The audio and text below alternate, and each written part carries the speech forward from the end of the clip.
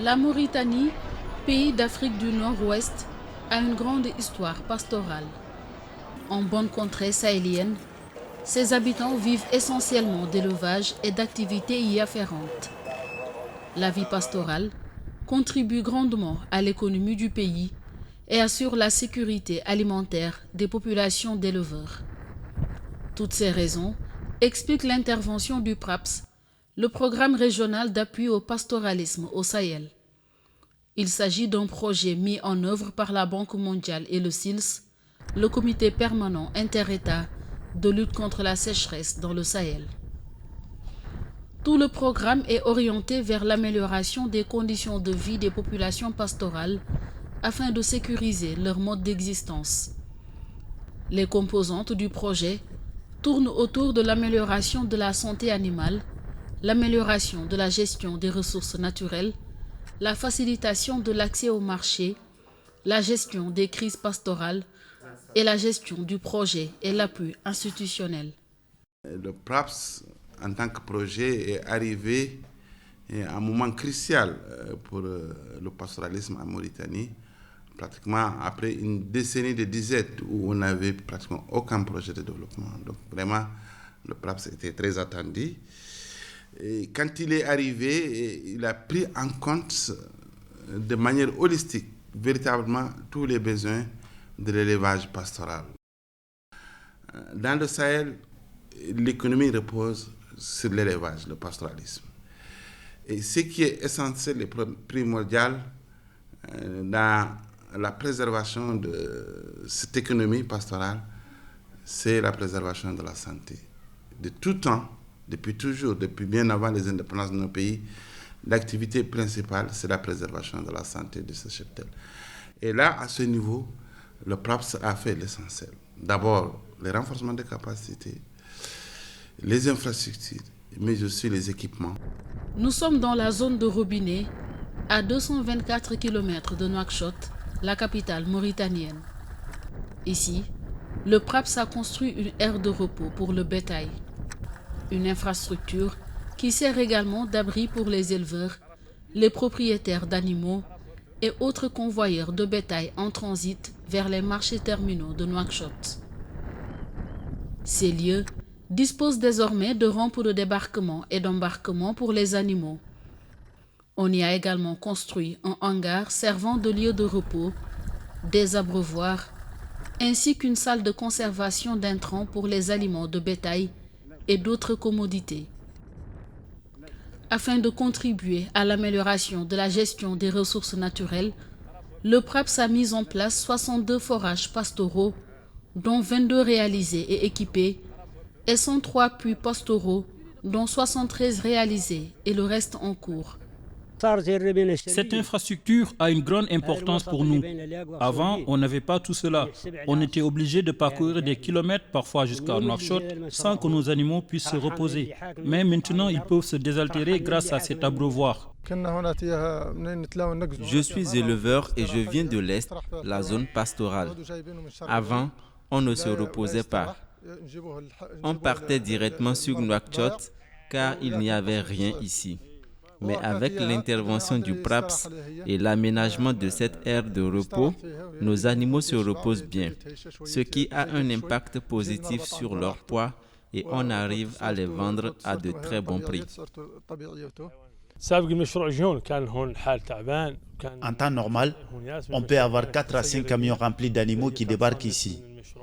À la veille des fêtes, cela va jusqu'à 30 à 40 camions. Les conditions se sont beaucoup améliorées dans cette zone. Quand les animaux repartent après s'être reposés ici, ils sont frais. Ils ne perdent pas de poids et on arrive à les vendre facilement. Les sanitaires aménagés ici sont également très importants pour les éleveurs et les transporteurs qui s'arrêtent ici pour se soulager. Avant, c'était en plein air qu'ils faisaient leurs besoins. Ces réalisations du PRAPS sont très importantes, mais néanmoins, il y a encore des choses à faire. Si on augmente un peu le débit du forage, ce serait bien parce qu'en période de soudure, les animaux ont besoin de beaucoup boire. Si on augmente avec une pompe de grande capacité, ce sera bien. Après l'aire de repos de Robinet, mettons le cap sur la région de Bogué, à 314 km de la capitale. Tout le long de la route, les immenses troupeaux de bœufs, de moutons ou encore de chameaux constituent le décor qui s'impose partout. Confronté aux réalités du désert, le cheptel traverse de longues distances à la recherche de pâturage. Une transhumance à grande échelle. L'un des objectifs majeurs du projet PRAPS Mauritanie est d'améliorer l'accès au marché pour les pasteurs et agropasteurs dans des zones transfrontalières et le long des axes de transhumance des 6 pays sahéliens que sont le Mali, le Tchad, le Sénégal, le Burkina Faso, le Niger et la Mauritanie. D'où la pertinence de la mise en œuvre de marchés de bétail. En effet, le PRAPS Mauritanie a un programme de construction de 18 nouveaux marchés à bétail. Nous sommes dans le marché à bétail de Bogué, lieu d'une grande affluence géré par la mairie. Courtiers et clients y affluent chaque jour pour d'intenses marchandages autour de caprins, bovins et autres espèces animales.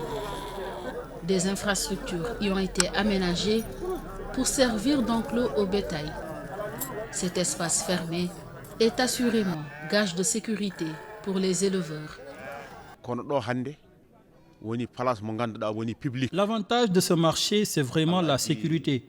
C'est géré par la mairie, mais c'est un espace qui nous est dédié. Il y a une seule grande porte.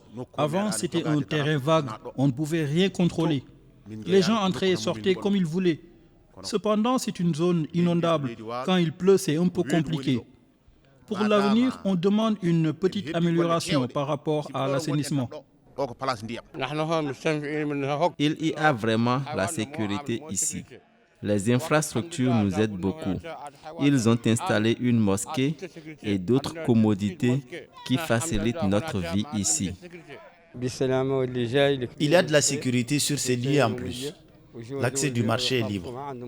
La mairie prélève juste 200 ouguiya pour les gros ruminants et 100 ouguiya pour les petits ruminants.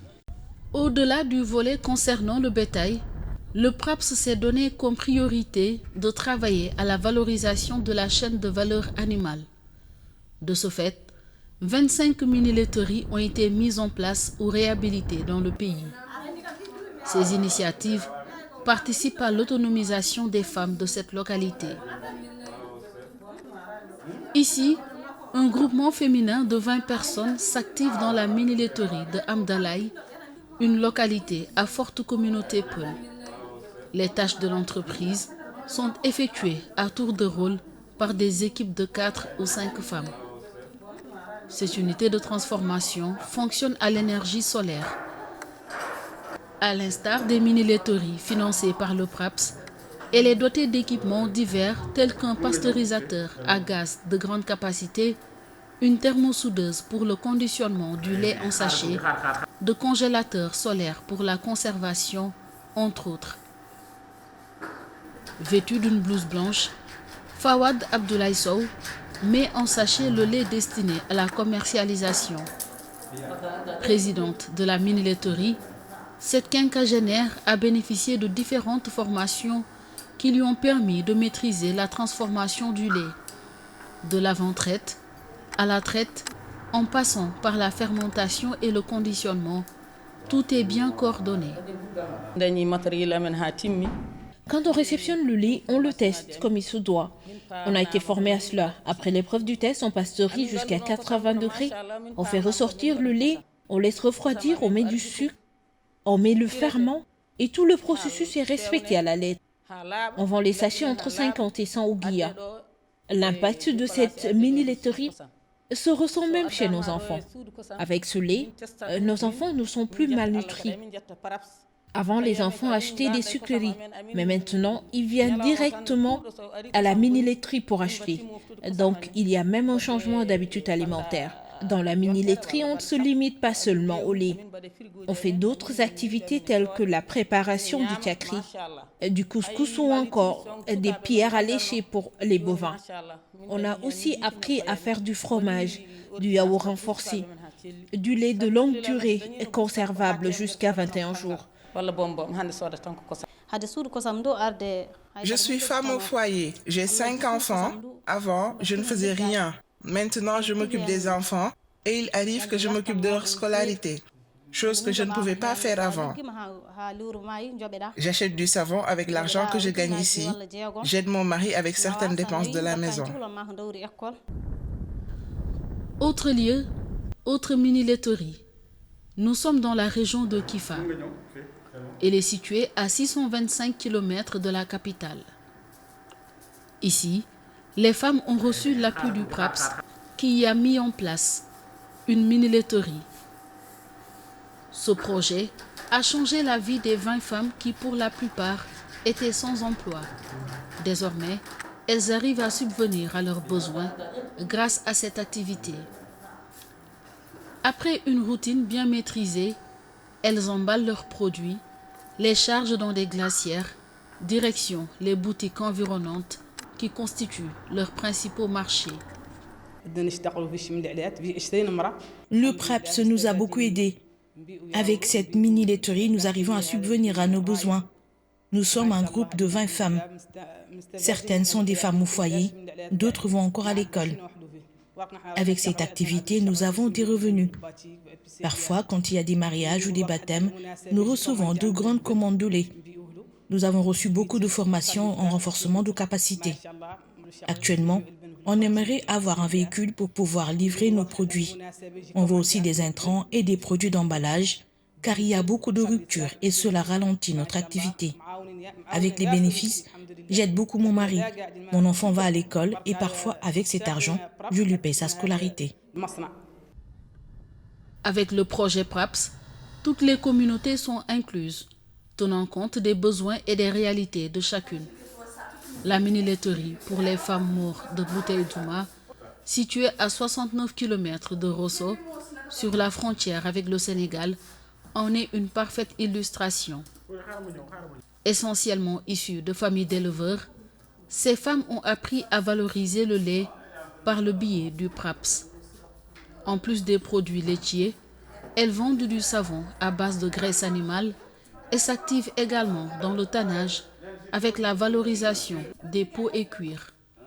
À partir de ces matières, elles fabriquent des chaussures et d'autres objets pratiques à la vie du désert. Les femmes de cette localité sont issues de familles d'éleveurs. Nos familles ont beaucoup de bétail. Mais avant, quand on consommait le lait dont on a besoin, on était obligé de jeter le reste, car on ne savait pas quoi en faire. Mais maintenant, avec l'aide du PRAPS et à la formation qu'on a suivie, on arrive à valoriser le lait. On fait du yaourt, du fromage et cela nous apporte beaucoup. On remercie le PRAPS.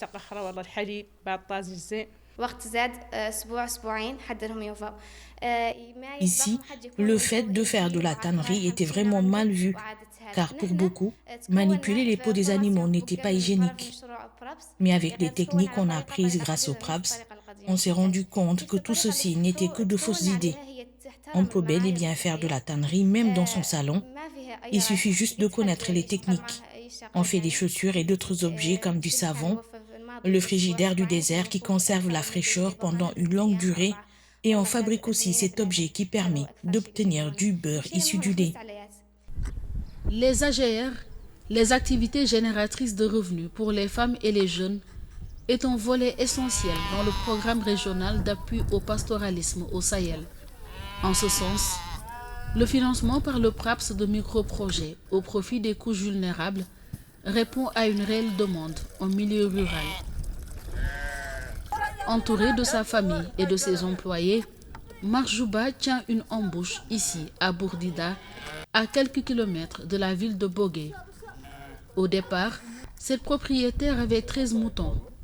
Grâce à l'appui financier du PRAPS, elle a su fructifier son activité.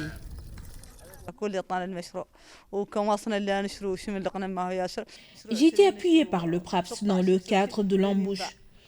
On a commencé nos activités en avril 2020 avec 13 moutons au départ. On s'occupe de leur nourriture, on gère l'activité à tour de rôle à raison de 6 femmes tous les 3 mois. Après les 3 mois, on partage les bénéfices et on consacre une partie au fonctionnement de l'activité. Et nous avons beaucoup fructifié notre capital de départ.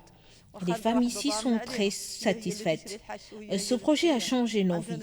On pense à élargir nos activités et on espère que le PRAPS va continuer à nous appuyer.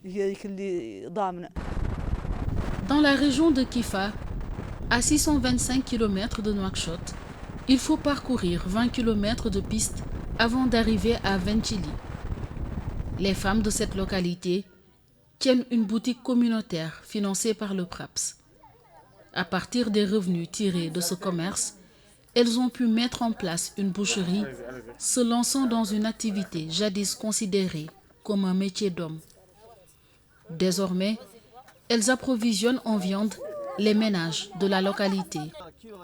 Toutes ces activités fournissent des revenus aux bénéficiaires, renforcent l'unité entre les membres des groupes et initient les femmes à la gestion et à l'organisation.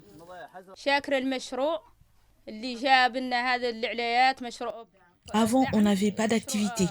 Les femmes étaient désœuvrées, mais avec l'intervention du PRAPS, on rend grâce à Dieu car maintenant nous avons des activités qui nous aident à subvenir à nos besoins. Le PRAPS a financé l'achat de 2 frigos et on a constitué un fonds de roulement. C'est avec ça qu'on a ouvert la boutique. C'est grâce aux bénéfices de la boutique qu'on a pu financer la boucherie. On partage les bénéfices entre nous et on consacre une partie au fonctionnement de l'activité.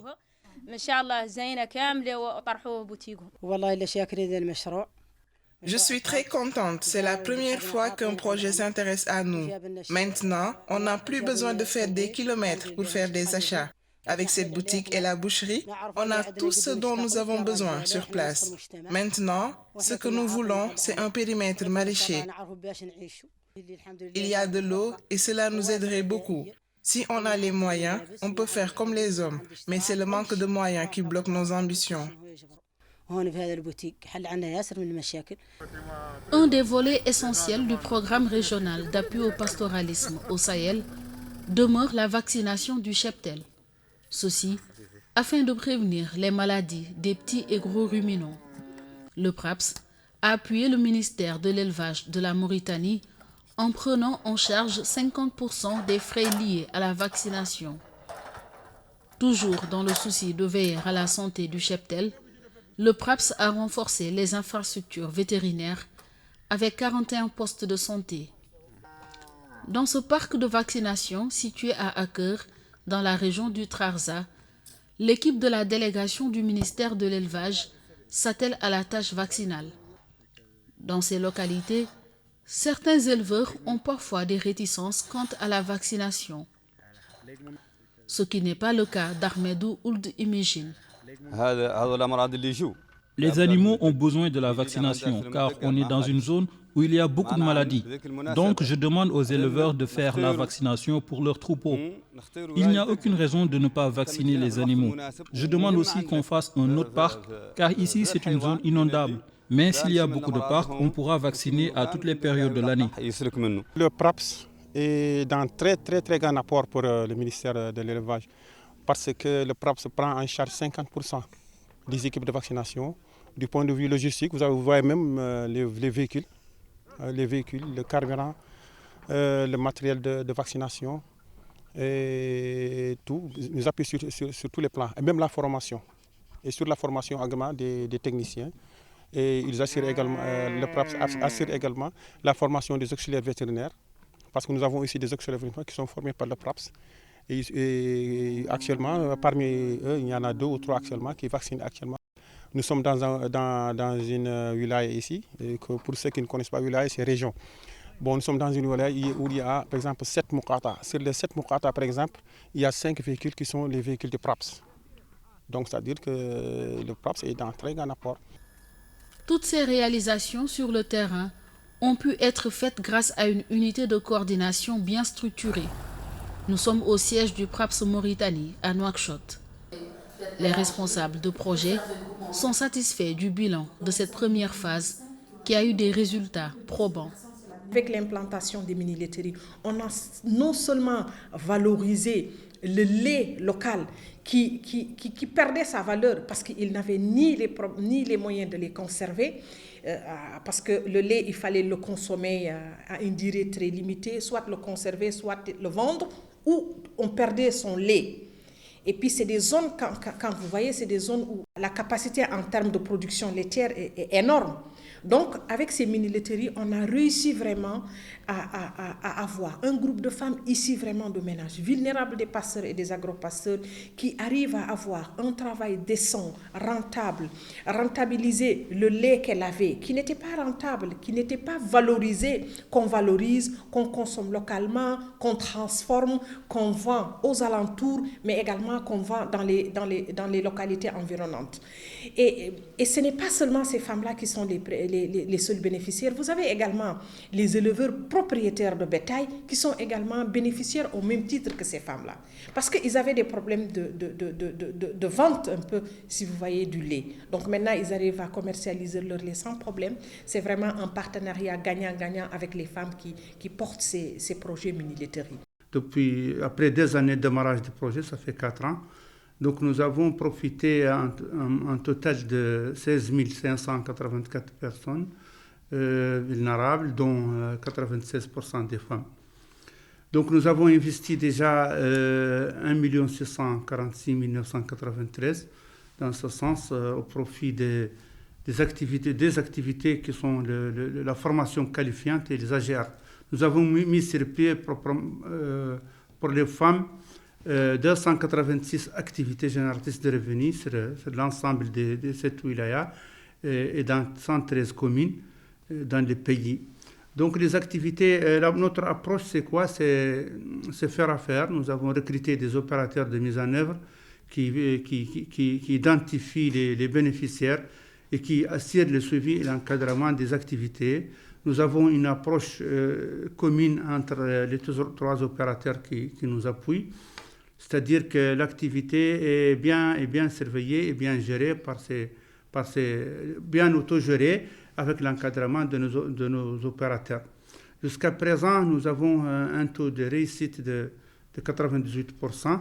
Nous avons constaté que les AGR financés au profit des femmes ont plus de chances de réussite que les activités gérées par les hommes. Je pense que nous avons réajusté un peu notre dispositif passant des PRAPS 1 au PRAPS 2 pour l'adapter davantage au suivi de la mise en œuvre des activités du projet, pour un meilleur suivi. Et nous pensons qu'il faut fournir davantage d'efforts pour le renforcement de capacité plutôt des partenaires d'accompagnement, c'est-à-dire que les départementaux, les démembrements du ministère. Ils ont besoin davantage d'être formés, de renforcer leurs capacités pour pouvoir nous accompagner dans la mise en œuvre. Mais ceci est valable aussi, comme je le disais, pour nos partenaires de mise en œuvre. Nous sollicitons beaucoup les ONG, la société civile. Je pense qu'on a besoin aussi de renforcer ces capacités pour nous accompagner à avoir des activités qui soient les plus efficientes possibles sur le terrain. Le programme régional d'appui au pastoralisme au Sahel en Mauritanie a un impact considérable sur la vie des populations bénéficiaires. Sur le terrain, chaque localité, chaque communauté a été touchée de manière significative. La deuxième phase du programme doit démarrer prochainement, après une première phase riche en réalisations qui ont amélioré la vie des pasteurs et de leurs familles. Le PRAPS 2 s'engage sur la même lancée.